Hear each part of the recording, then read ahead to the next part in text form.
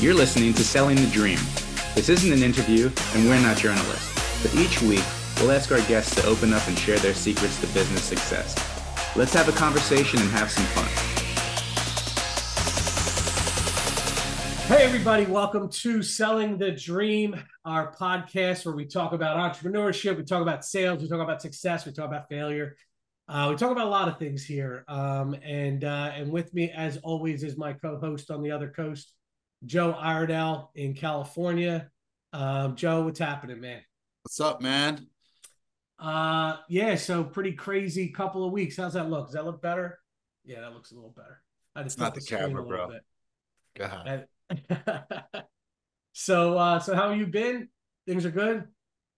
Rushing it, dude. I'm so excited for the new year and everything that we got on the table here moving forward. And yeah, we 2023 was amazing, and 2024 is already, we're 5 days in, and I can't believe what's on the horizon. It's awesome. Well, So I want to talk to you a little bit about one of your newest initiatives, but before I do, I got to talk about myself. It's kind of the priority here. Talk about me. more important. Always more important. I threw my back out this week. I'm 45 years old, and I've never been through a more humbling experience than herniating a disc, and it's been a hell of a couple days. Bro, it's I'm not going to get on my soapbox with you, man, but let me, I'm, no, I'm, you know what? I am. You know why? Because this is important to hear. And you know me, you've known me forever, bro. And I am, back in the day, dude, I think I partied harder than anybody there is. And work hard, play hard, all this. About 2 years ago, when I got into fighting and training and all this kind of stuff, I quit drinking. I start waking up at 4:30 every morning. These two things will change your life. And until you do that, you're going to continue to feel aging. And I promise you, man, it doesn't, when you hurt yourself like that, it's not because it happened. It's because of the series of things you've done up to that point. So, bro. You're absolutely right. And I had that thought literally this morning, like the what I'm going through the last couple of days is literally a gift from my previous self to my present self. I was not kind. My previous self was not kind to my present self, because if it was, I would have been eating better. I would have been exercising better. I would have been doing my stretches before I go out there and try and deadlift. All of those things that I should have been doing and I wasn't doing. And it was a good eye opener. And if I want to honor my future self, I got to start making those changes right now. And this is a very, very painful lesson to learn. Did I tell you how it all went down? A little bit, but So refresh me. I was deadlifting and I tweaked my back. I didn't Oh, listen to yes. my body. I You didn't kept listen to me either. You shouldn't deadlift, dude. You're not like, I know, I know. what are you doing, bro? So We so just, hold on, before you go any further, can we just throw this out here, man? When you work out, all right, and you listen to these trainers, dude, just let them know you're not going in the cage. You're not going to fight, dude. You're not going to do, whatever. So you have to work out appropriately, dude. What you should be doing right now is a lot of stretching. You should not be doing deadlifts, dude. You shouldn't be doing leg day stupid, bro. Like, stretch, cardio, nothing, you know what I mean? Like, treat your body nice, bro. Eat right, treat it nice. You'll get super strong. Lots of protein. it But go wasn't ahead. that. I only tweaked my back when I was deadlifting. It was when I went to pick up a pillow that my entire world got flipped upside down. Oh, okay. All right, man. I'm just saying, bro. Dude, it was humbling. I was on the ground for about 6 hours. I could not get up. Couldn't get up. It was crazy. So That's it. now I'm now, that was Monday. So now here we are. I can get up and down on my own. I still can't put my socks and shoes on. Very, very humbling. So that's been my week. But Well, dude, enough about me. you know what? Listen, man. Think about it. We have a new year, and the good news is this should be the worst that you feel all year. Good This point. should be the absolute worst you feel. So you started at the worst, and now you only have to go up. So do my two tricks, dude. No drinking and wake up early, like 5 a.m. every day. I get up at 4:30, but you 5 I get a.m. up at 5:15, but Yeah, I'll push that back a little bit. Just do it. Let's talk about your new initiative, man. Homefront Fighters. How's it going? Tell everybody what that is. It's amazing, bro. It's so to give a backstory, I some of the guys I train with are, and this is actually a pretty common thread. A lot of jujitsu guys and MMA guys are former military, active military, and I've had the pleasure to train with and get to know a lot of our special operations guys, like SEAL team guys, and we got into some pretty deep conversations about what is that like, when you're on a mission and you're about to go in and just do the craziest stuff, gnarly things that a human couldn't even possibly imagine. And what's that fear and all? What are you thinking about? And the one common thread that they all say, which shocked me, is I'm thinking about my bills getting paid. It's my wife taking the kids to soccer. Is not I'm going to go in and blow the shit out of people. Like it's like what's happening at home, and it got me. I said, you know what, we gotta do something about that. And so I came up with Homefront Fighters, and what we do is we offer free experiences for spouses of active military. We're actually having one coming up. We're going to do a free day of teaching self-defense and a little jujitsu, and I'm going to have an expert, financial expert, come in and talk about just finances, and we're going to have lunch provided, and it's all free for military spouses. We've also launched an initiative for gift cards, so partially used gift cards. I have a bunch of restaurants and businesses here in Southern California that will serve as distribution or drop-off parts for people that you get a gift card you don't want, or if you've used it, you don't know how much of a balance, you can just drop it off and donate it to us, and we'll provide meals and things like that. Just cool stuff for these military families. Give them a break and take their stress a little bit, because they're the ones at home that are fighting. For our men and women that are over there protecting us. So, dude, we've talked about it. I think it's absolutely awesome what you're doing. And we're not trying to make it necessarily commercial here, but at the end of the day, I think the word does need to get out. Where can people go if they want to learn more about it?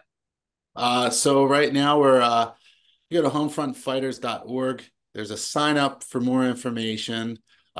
Where we have our 501c pending and so forth. So it's going to get buttoned up a little bit more in the next upcoming weeks as we do these events, but that'll be our main focus. And then if you find us on Instagram, Homefront Fighters is our handle. And we just recently sponsored about 10 families on Camp Pendleton who otherwise probably wouldn't have been able to provide the best Christmas for their kids. So we sponsored these families. We went out, we raised about $8,000 and Christmas gifts for the kids and the families and so forth. So there's a little video on there of that. It's cool. I'm proud of you, Joe. And I can tell you right now that you've grown as a human, because the Joe I knew 20 years ago cared about Joe.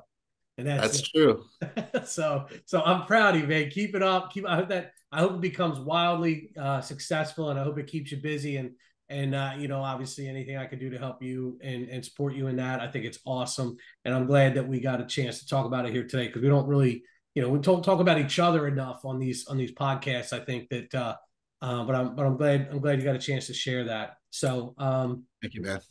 So we got a pretty fun guest today. Lyndsey Cohen. Lyndsey is a career development coach. She helps with resume writing, interview preparation, web design, web development. Basically, she's also in professional sales. Lyndsey is what seems to be an absolute rock star in the sales world. And whether you're selling yourself or whether you're selling a product, Lyndsey's got some stuff figured out. So I just want to take a minute to introduce Lyndsey to our fan, the one person listening to our podcast.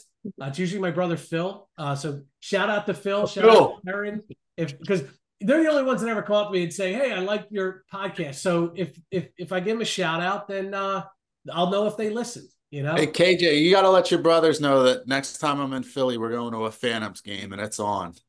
I don't think you want me and my brothers in one room for more than about an hour. it can get Neither crazy. do the Philadelphia Phantoms. Cool. There you go. So Lyndsey, welcome to Selling the Dream, and thank you for coming on and joining us today as we sit around and talk shit. Thank you both for having me, and shout out to Phil. He's a lot more supportive than my siblings would be, so I can appreciate that when I see it. They don't listen to anything. It's so funny. Well, why don't we do this? Why don't you just take a minute and kind of bolster the introduction that I gave, just so you know. I want to make sure I didn't miss anything, and then I'm going to get right into that topic. So go ahead and tell people more about who you are. Yeah, so I have a resume building business called Limitless with Lynds, where I build resumes, revamp cover letters, revamp LinkedIn, provide interview prep, and just coaching from the start to finish. Because my biggest thing is I didn't want to drop clients once we got them in the door. What do you do next, right? So that has been the biggest model of the business growing over the last 6 years that I've had it. And it really started from friends and family and really doing it for free into a full-blown business over the years. And that has been a lot of growth. And then also I have a job in pharmaceutical sales that I love as well, and kind of love keeping busy. Don't like to sit still, not a big Netflix kind of girl. So I like to keep busy and kind of have my hands in a lot of different businesses and projects and start new ventures when I can, when it's something I'm really passionate about. And helping people is definitely top on that list. Awesome. So before we jump in, we always start with 2 truths and a lie. So we're gonna start there. Hopefully prepared. Joe is listening for all the clues that he can hear throughout the course of this conversation to uncover the which one is the lie. Why don't you give us your 2 truths and a lie? Okay, so I have been to Australia. I own a rental property, and I have 2 older sisters. All right. Got that, Joe? I got it. All right. So, family. We're entrepreneurs and salespeople, especially starting out.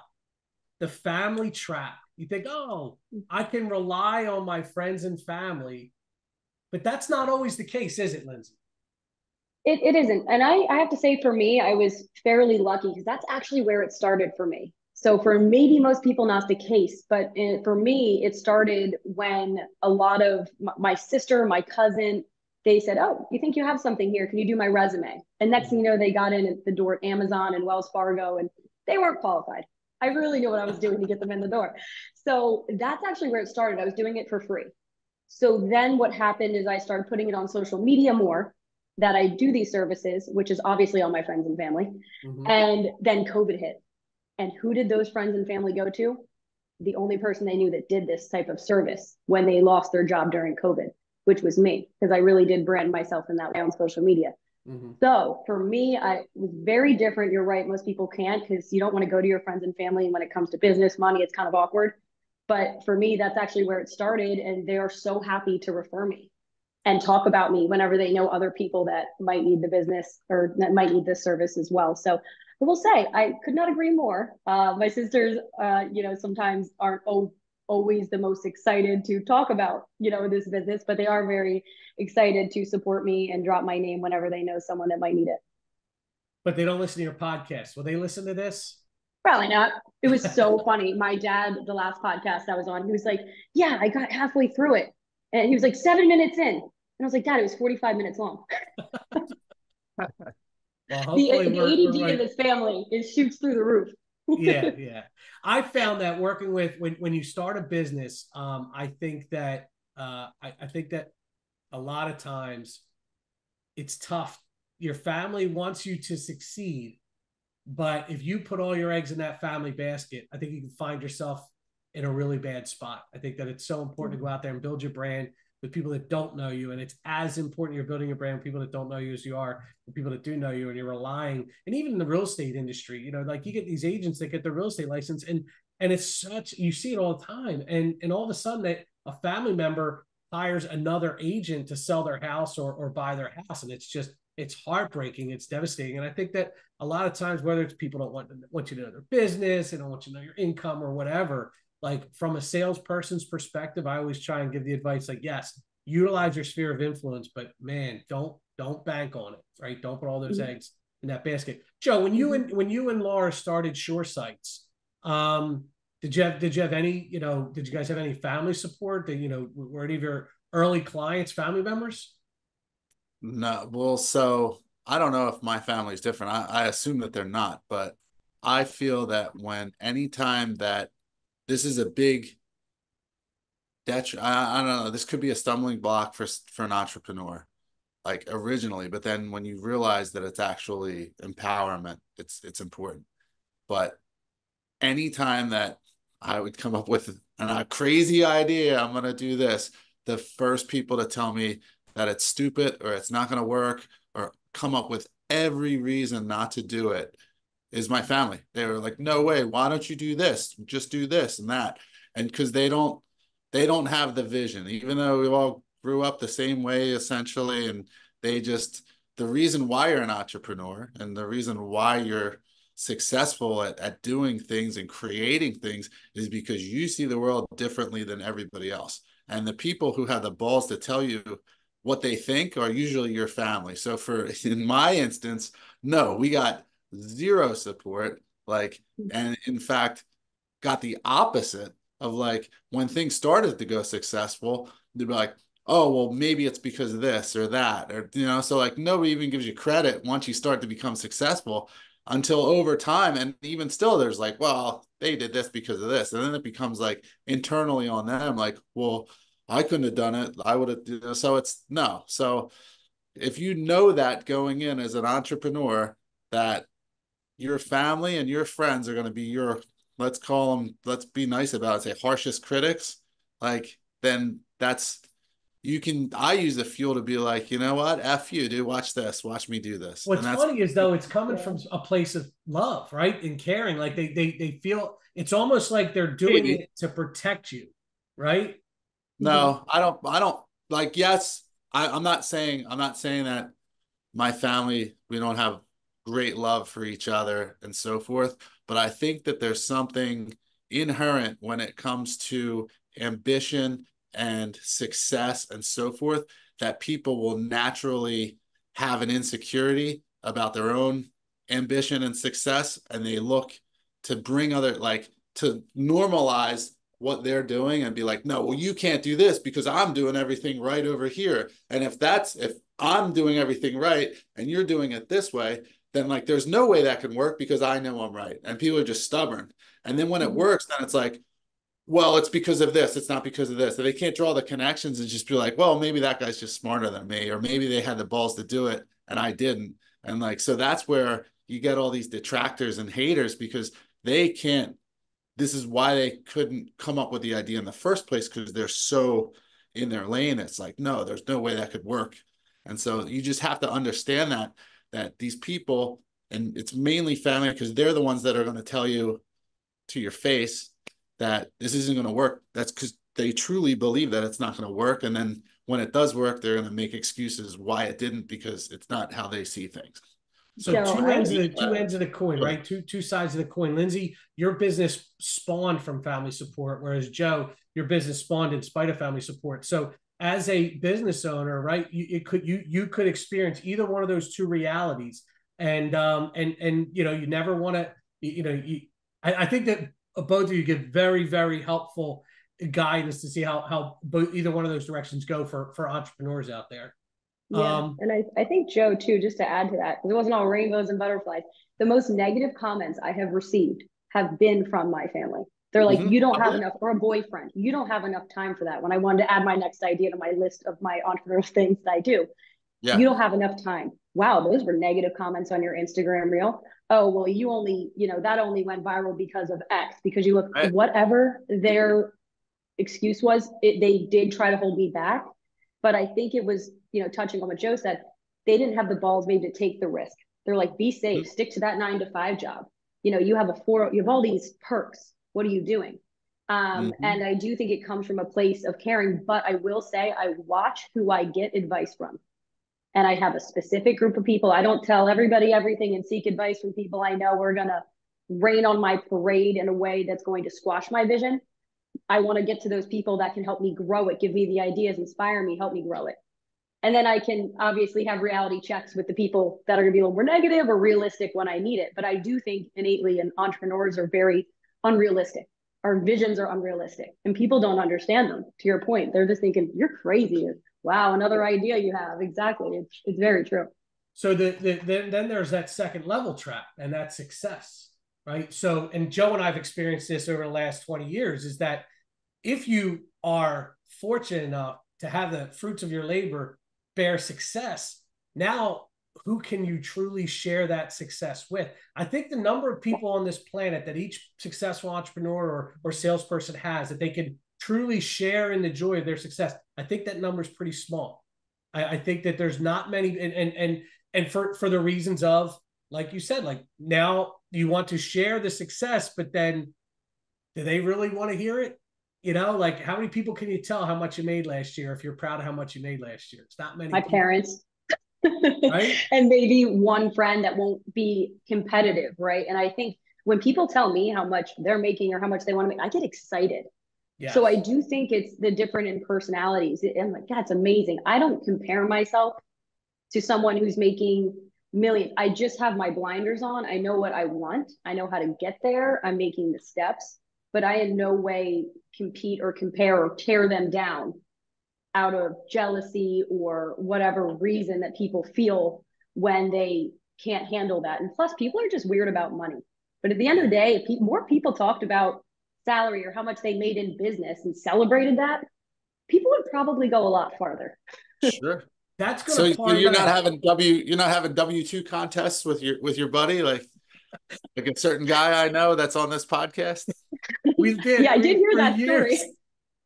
Wait, until I realized, like, well, I don't want my W-2 to be that high. I need to change this up.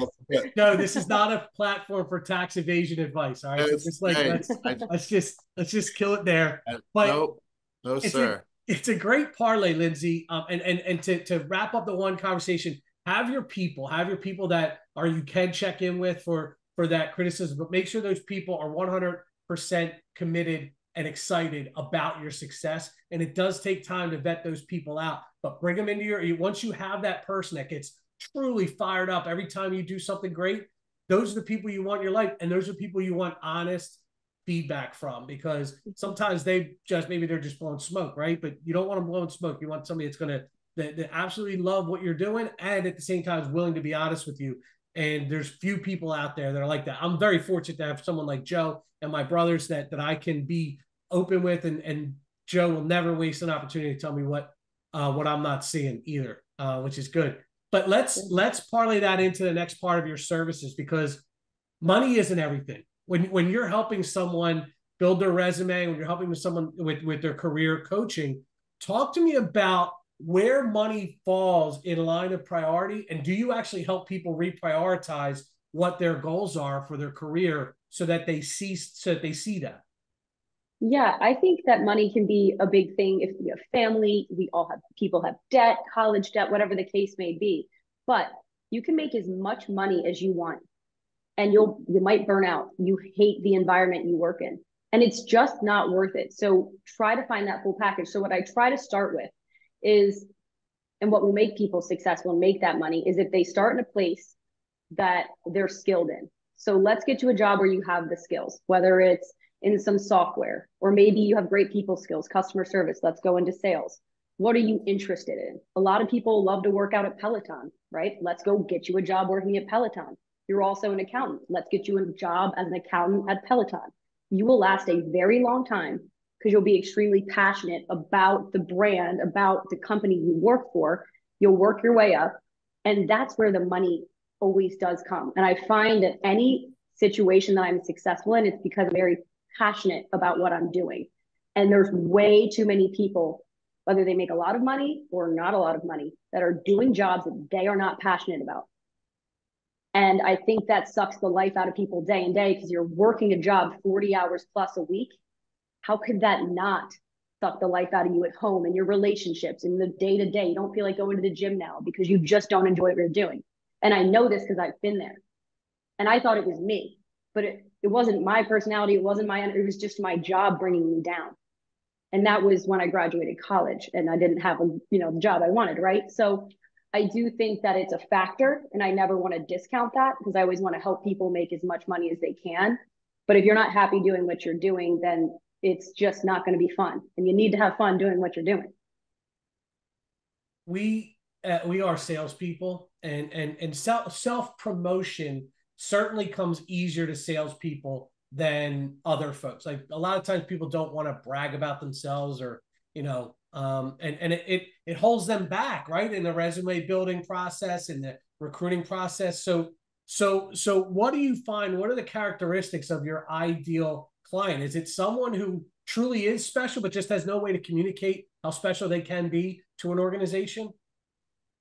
My favorite clients to work with are the people where they send me their resume, we do our consultation call, and I'm asking them questions, and they're uncovering the success and the achievements they had. They had no idea that getting an award was a big deal, or that making, saving the money 20% was a big deal.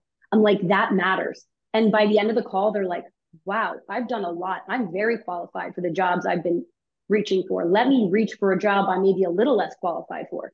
And they actually change their way they think about themselves. Their confidence increases because it's harder to work with someone that thinks they know it all. And sometimes salespeople, they're like, I'm great at talking, so I'm great at interviews. I'm great at selling things. I can sell myself. I'm like, sometimes they need the most coaching. So I love the people that are willing to admit that they need help, and they're willing to get better and know where their weaknesses are and know where their strengths are. I cannot tell you how many people I've coached in interview prep, and I don't judge, but in the beginning, they're like, I'm really good at this. I'm just brushing off the cobwebs, and we can't get through the first question.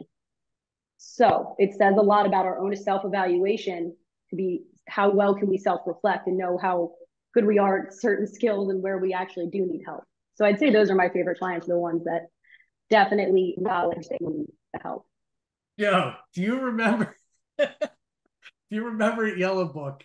And I don't know if Pat listens to the show, but he first person that came to mind, Lyndsey, when you were talking, is a friend of ours that we worked with at one time when we all started at the company at the same time, and he was your perfect example. He's like, I'm just here to do what I do best.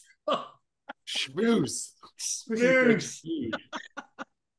Like the guy was clueless, great, interpersonal conversation, sure. But like when it came to selling, he was absolutely clueless. Well, how do you do? I'm just curious, because sometimes people that can just sell themselves and they don't know anything about tech or what they're actually selling are actually the best salespeople.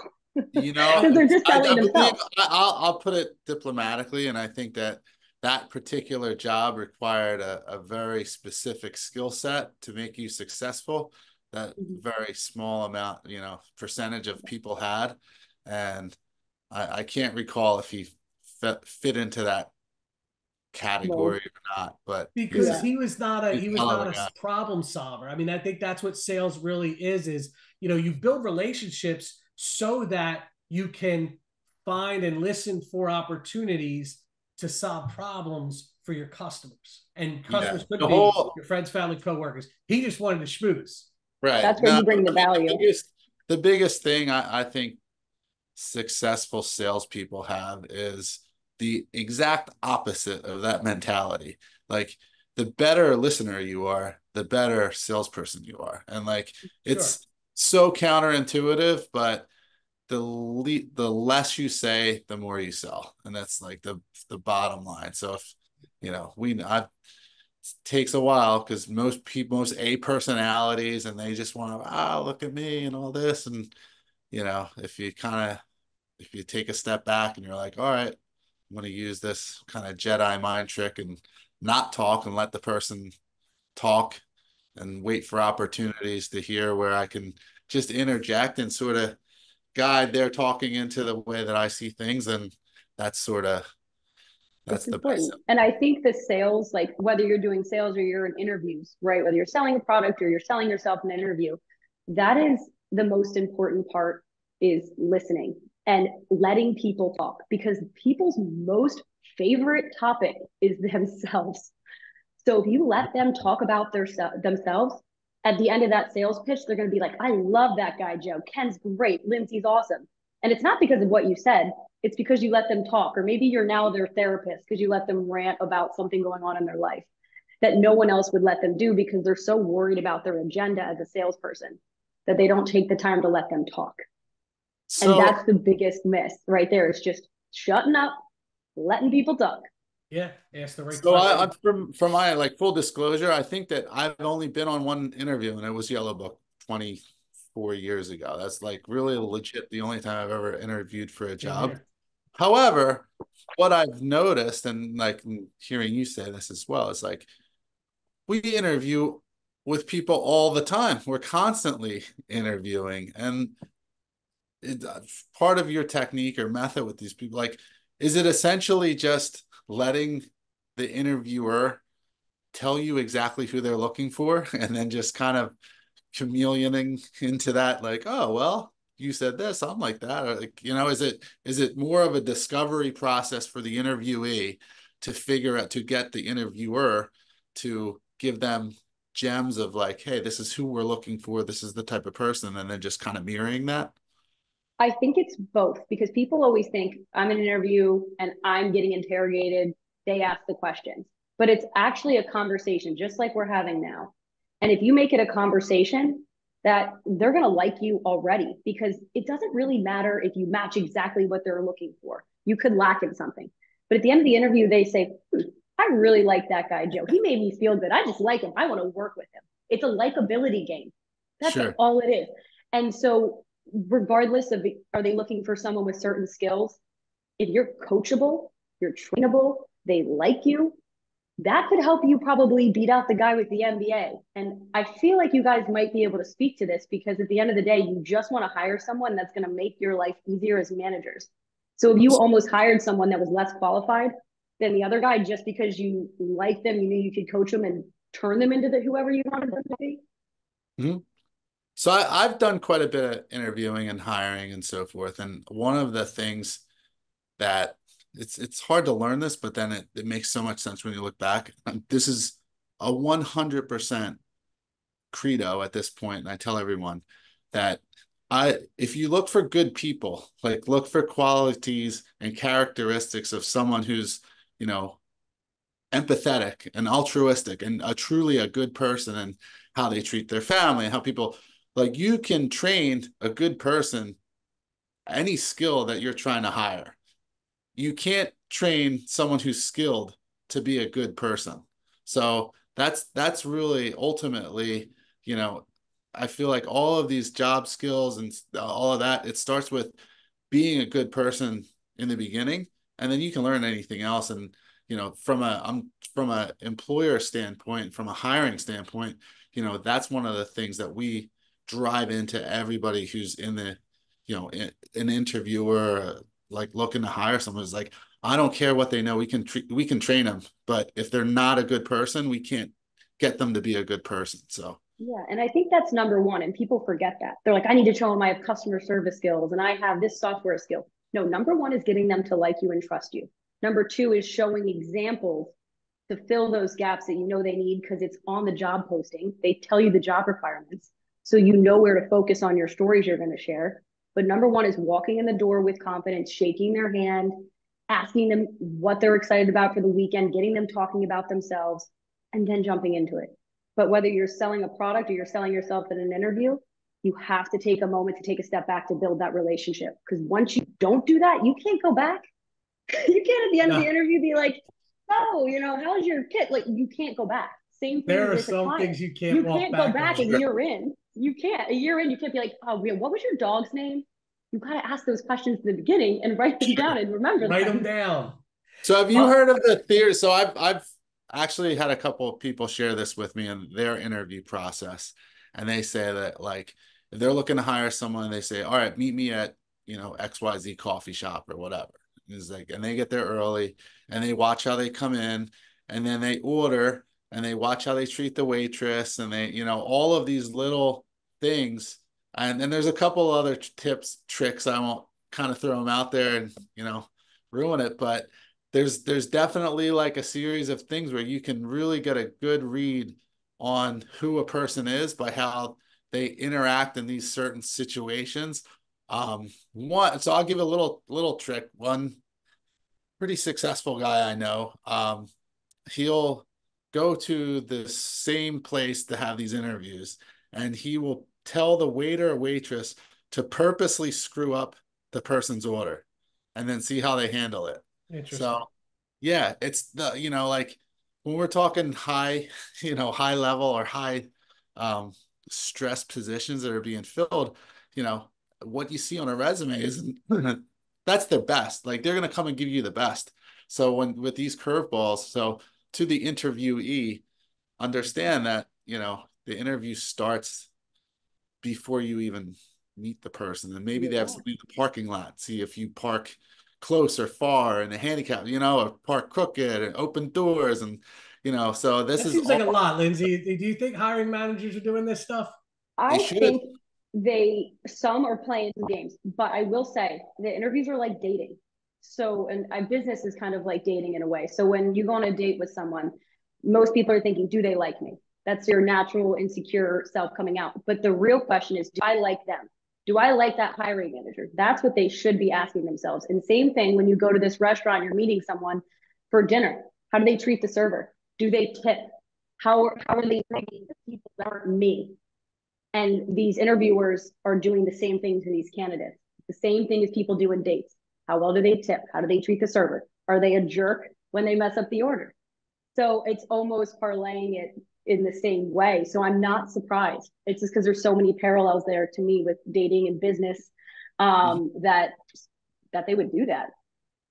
I wish I knew you 20 years ago, Lyndsey. So one of my first job interviews was with Enterprise Rent a Car. I'll never forget this interview because you talk about being prepared for the interview. Being prepared for the interview is everything from not only, researching the company, and I'm sure you have some advice on that, but making sure your suit's dry cleaned, making sure you know where you're going. I checked off every box what not to do in that interview. My suit was in the dry cleaner. My brother Pat literally almost walked behind the counter and opened the machine to get my suit out because he knew I needed it for a job interview. And that's, props to my brother Pat. But I ended up having to wear my stepdad's suit to this interview. It was a little snug, right? And I was 10 minutes late and I showed up. Now, you're going to love this. The hiring manager was obviously expecting. She was every bit of 8 to 9 months pregnant. And I said, pregnant, huh? she goes, that's none of your business. And I literally like, we can do this interview if you want, or you can just let me leave. It's up to you. So that is so interesting. And I don't know if you remember a detail like this, but when you walked in and you were late, did you say, sorry, I'm late? Or did you say, thanks for your patience? Or were you just like, hey, you're pregnant? Did you not even ask? I said, sorry, I'm late. That makes two of us. There was no ninja trick I was going to try to get me out of that mess. It was just an absolute mess. Because that's the big thing. It's like, instead of whether you email someone late or you're late, don't say sorry. And I know that's etiquette. We're taught to say sorry, but saying thank you for your patience, it changes the tone. And I feel like that to me, when I was 22, God forbid there's a 22-year-old listening to this. I didn't know that. You didn't know that. You probably walked in, you're pregnant, you're nervous, right? But that'll actually disarm people a lot more as well, and acknowledging, hey, I'm late. So if somebody out there listening is, whether it's Phil, late to something, I think that would be great advice. So you're pregnant. You're pregnant, huh? What not to do in an interview? I'm adding that to my list that I don't find. Like, I think the guys in Step Brothers had better interviews than I did. I mean,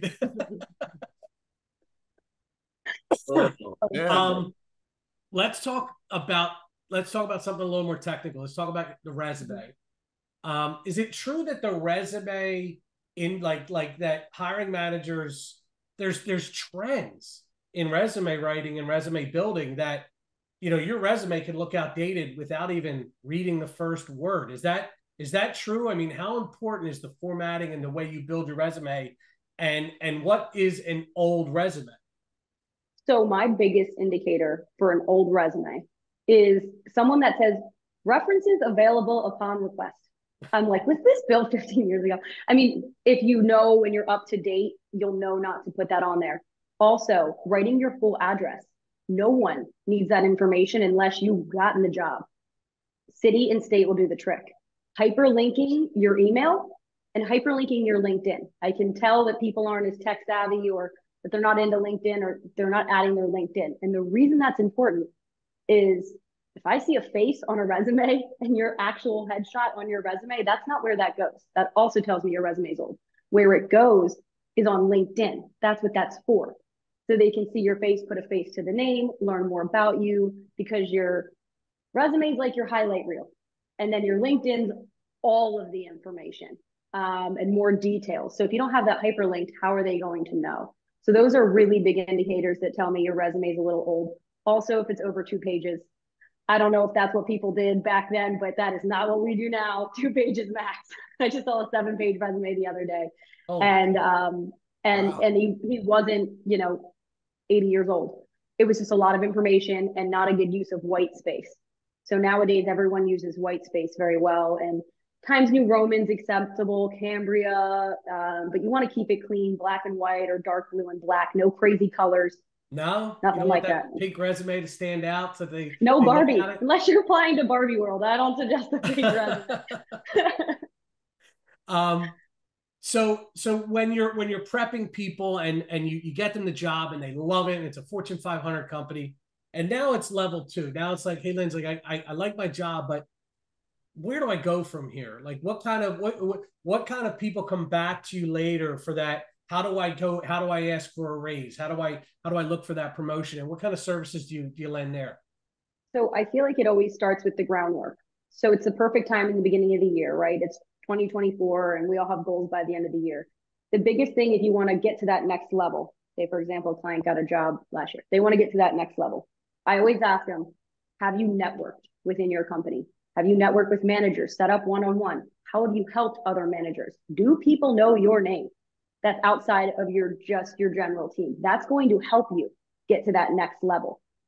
Then the other thing is having that conversation with your manager in the beginning of the year, saying, hey, I want an X amount more money. I want this raise. I want this bonus. I want to hit quota.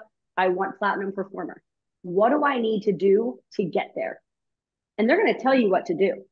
And you need to check off everything on that list and more to get that. And that's how you get to the next level. It's not just your numbers a lot of the times. It's who you know, how well you've networked, how well they want to see you grow, and also having a skill that no one else really has. Maybe it's a software skill. That'll also get you a lot more money because they need you. So just be needed, and that will make you a lot more money. The second that you're not of value, or they think, I can let that guy go, he's kind of lazy anyway, you probably won't get what you want. And when you don't get what you want, have the honest conversation. And if you've truly done everything you need to do and you're capped out because there's no growth at that company, let's move on. But if there's growth at a company, I say, water the grass where it's to get it greener where you are. Don't just jump ship. Yeah. So I do have a lot of those conversations, and a lot of people hate asking for more money. I think there's a stigma around money. It's uncomfortable, but I promise you, you will not get anything if you don't ask, because a closed mouth does not get fed. So you have to ask. And if they say no, that's the worst thing they can say. And I've been told no. I've been told I wasn't worth $40,000 when I graduated college. And you know what I said? I'll go find someone who thinks I'm worth more. And I did. And that got me $30,000 more just like that, just by leaving and finding someone that knew my value, knew what I could bring to the table. And they knew my value. They just didn't feel like paying me, and they didn't have the money, or whatever their excuse, or they were trying to hold me back because they knew I was good. So you just move on. You know your value. And if it's not right where you are, then go find someone that thinks you're worth it. Here's a question. And Joe, you could probably, this is more like just human nature advice here, but for someone in their first or second job who thinks they're being held down by their manager, because I think that happens a lot. That was going to be my question. I'm glad you're touching on this. So guys, ask it in your way, and let's talk about it. So, and as you're describing this, I am so glad that I'm not in the corporate world or any of that, because it's like, oh man, that would drive me nuts. but this is what led me to this thought. I think the number one reason why people leave a company, they attribute it to their direct manager. So I don't know if that's accurate or not, but let's just assume that it is, right? How does someone who's looking for career enrichment, let's say, circumvent a bad manager who's holding them down, or if they're, the one that's making the decision to give them more money or whatever, how does one navigate that situation in your eyes? Is that kind of That what can you mean be. with KJ? Yeah, exactly. So how Cool. do you handle a bad manager, right? Mm-hmm. And Sure. that's holding you back, not giving you what you need. I'd say try to find other people that have your back within the company, whether it's the person above them, set up one-on-ones with them. Maybe they'll have your back. But having a manager that's not supportive, not helping you grow, that's their job.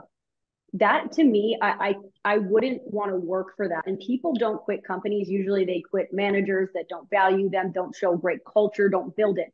And I feel like I've been very fortunate having managers that help me grow. But the last company I worked for, when I graduated college, I did have a bad manager, like a bad, and would just in every way. And I left. And I did have one person in that company that advocated for me, believed in me, and he wrote my letter of recommendation. He helped me grow. He taught me everything I knew. But once I knew I was capped out there, he couldn't teach me anymore. There's no room for growth. There's no more money coming. I left.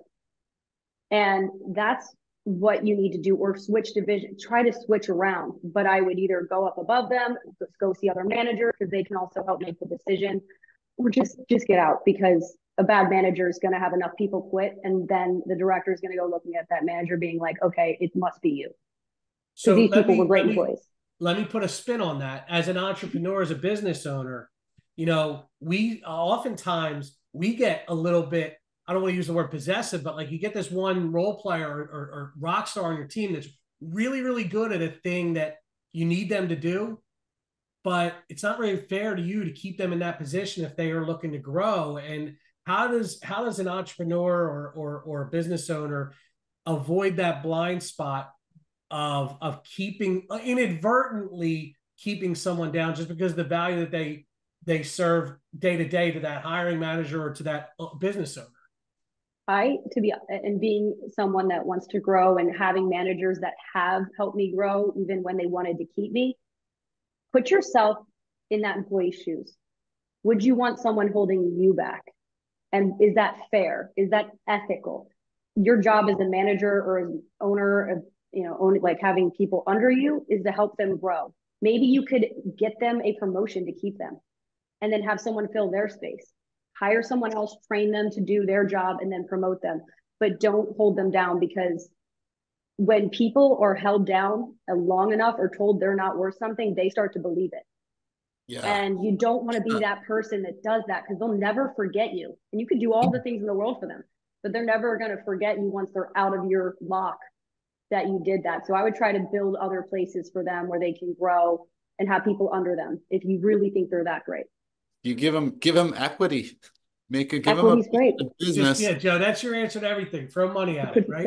No, it's not money. No, I'm glad you said that, because it's not money. It's not money. It's ownership. You give them ownership, because if you are truly an entrepreneur and you are a hustler, then you know that this is just one silo of business or revenue. And if you have somebody that's that good, then you can bring them in, have them ownership of this, and this is going to grow, and you can go on to the next thing. And now, I got this checked. We're partners now. You're not an employee anymore. You're a partner. You're a piece of it. I Let's grow this. And then go grow another one. Find another rock star. Have them build. So this is how you grow these businesses. And what that has to do with, from an entrepreneur standpoint and so forth, and why everybody says I have my hands in so many different pies or whatever, it's because you have to hedge. Like, some years, some businesses are not going to do well, and through no fault of your own, right? So you can't, if you put all your eggs in one basket, and you're a really good example of this too, Lyndsey, is like, if you just have one job, if you lose your job, you're screwed, right? If you just have one business and that business has a bad year, you're not making any money. So it's like smart investing anywhere, you need to have a diversified fund of businesses. And if you can identify someone in one of those businesses that is a rock star and a great employee, and you bring them up and you make them a part of that, or more of a,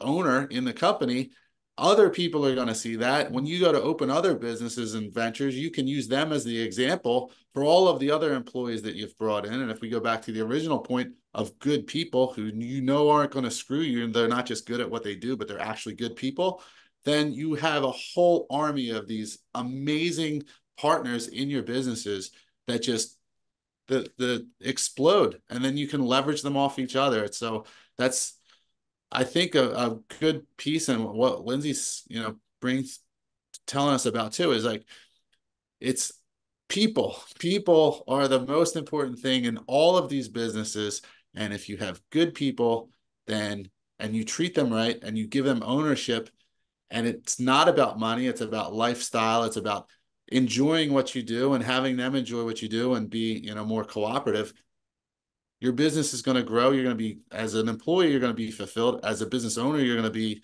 more profitable. And, I think for me, that's the secret, but I don't know. I agree. And people are your best investment. And I Mm-hmm. know it's easy to say, hard because when you come down to your bottom line, like you can only afford to pay people so much. But I see a lot of companies laying people off or treating them like they're disposable. And that's not right, because if you invest in your people and you keep them happy, I promise your business is going to go up. Because the second they're unhappy, it's going to start showing in their ability to be productive, their motivation, they add the way they act, the way they talk. So you need to keep them happy, and you have to figure out as a manager or as an employer what makes people tick. Some people it's money, some people it's telling them how great they are, some people it's awards, some people it's giving them more responsibility. You have to figure out what makes people tick, and until you know that, you can't really make your employees happy, because everybody's so different and their goals are different. Even me, maybe 5 years ago, money wasn't necessarily like my biggest. I just was happy to be there, happy to be making more than the last company paid me. And now I'm at the point where I'm like, pay me what I know I'm worth and I'm realistic about this, or give me equity, or the money is starting to become a factor, because guess what? Inflation's real. The cost of things is real. I want to invest more. There's a lot on the table. People have a lot higher debt ratios now. So money has become a factor, but you just have to figure out people's motivations are, because they can change the second they have a baby, the second they buy a house and they have a mortgage. You just have to constantly check in with people. It's this is probably one of the most dynamic conversations we've had on this show. I think, Joe, you would probably agree, because whether you're looking for your first job, looking for a promotion, whether you're an entrepreneur trying to learn, what you should be doing in the hiring process, how to help people grow, like there's so many facets of the business world that will benefit from this conversation if they ever just listen to it. That this was awesome, Lyndsey. I really appreciate you coming on and sharing us your perspective, because I think you're coming from so many different directions. You're bringing a ton of knowledge and value from those directions. And Joe, I was glad that we were able to tap into some of your knowledge today too. Normally you just sit there and don't say anything. So I listen, man. I'm a sponge, bro. But I have a new outlook on 2024. I'm You're gonna be share. out there more. I'm gonna share. I like to keep things close to the chest, and I've made some changes. And I'm gonna start sharing a little bit more about Awesome. myself and kind of I what's can't That'll wait. help. That so. All helps. right. When you It's think about building time. the brand, it helps. Sure. It's Yep. time for two truths and a lie. So repeat the three items. One is you have been to Australia. Mm-hmm. Yeah. One is you own a rental property, and the other is that you have two older siblings. So, Joe, what clues did you pick up over the course of this conversation to indicate which one you think is the lie? So this is a tough one, because I think there was some purposeful deception in a little bit of the recanting of some stories here. So originally, I felt that you don't have two older sisters. I think you have one sister, and then I think you caught yourself and said sisters at one point to throw us all off. So I'm gonna go with the. I don't think you have two sisters. I think you have one sister. Lynds? Okay, so my truth, I have two older sisters, and those were actually the sisters that forced me to even start a whole separate Instagram page to promote myself to people that don't know me because they got so annoyed with my Instagram stories on my personal page with the resume business. They're like, "You're annoying me," and I said, "Okay, maybe I'm annoying other people too." But a lot of people seem to like it. So anyway, I was like, let me reach people I don't know. So that's when I started the Instagram page. So we can thank them for that later. Although I didn't appreciate their negativity at the time. I do own a rental property. I love real estate. I have two properties right now. And to your point, I do not put all my eggs in one basket. And my employers know this about me. My managers do. I have like 7 lines of income, all separate businesses, all different things going on at all times because you just never know when you're going to get laid off or a business is going to start sucking. And the lie is I have not been to Australia. I want to go. I love to travel. It's just really far from Delaware. Yeah, and if you remember, what in the pre-conversation we were chit-chatting, you had mentioned being in Italy and eating foods and how different it is here in the United States. So I would have swore that you had been to Australia on that. So well done, Lyndsey, on stalking Joe. That was pretty good. To the lie. That was pretty good. That was too. That got me. I thought I love it. I'm the baby of the family. I overthought it. You overthought what I was saying, and I'm not that strategic at all. Yeah. So if you knew that about me, you would know I just speak whatever's on my mind. I remember that part of the conversation too, Joe, and it stuck out at me. I'm like, but I didn't. Sister, and then she said sisters. I was like, I see what you did there, but Lyndsey, let's wrap up. Where can people find you? So I am on Instagram at Limitless with Lynds, or on my website, limitlesswithlynds.com. And those are probably the two best places to find me. Well, we hope that this was time well spent on your part. It was definitely big value to us, and we love to have great guests. That's really all we're looking for is fun guests, and the service and the knowledge and the information that we share is secondary to the fun that we have on the show. And I'm really happy that you came on. I hope you enjoyed it, and hopefully you'll come on again. Anytime. I really enjoy this. I feel like I'm just shooting the shit, and that's what I love. Like if I had to start a podcast, it would be just like this environment. You're just having a conversation. It's fun.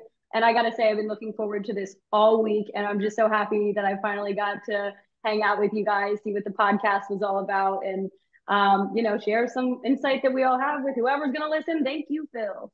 That's it. Yeah, big shout out to Phil. And remember, if they're pregnant or not, just don't say anything. Right? That's the takeaway.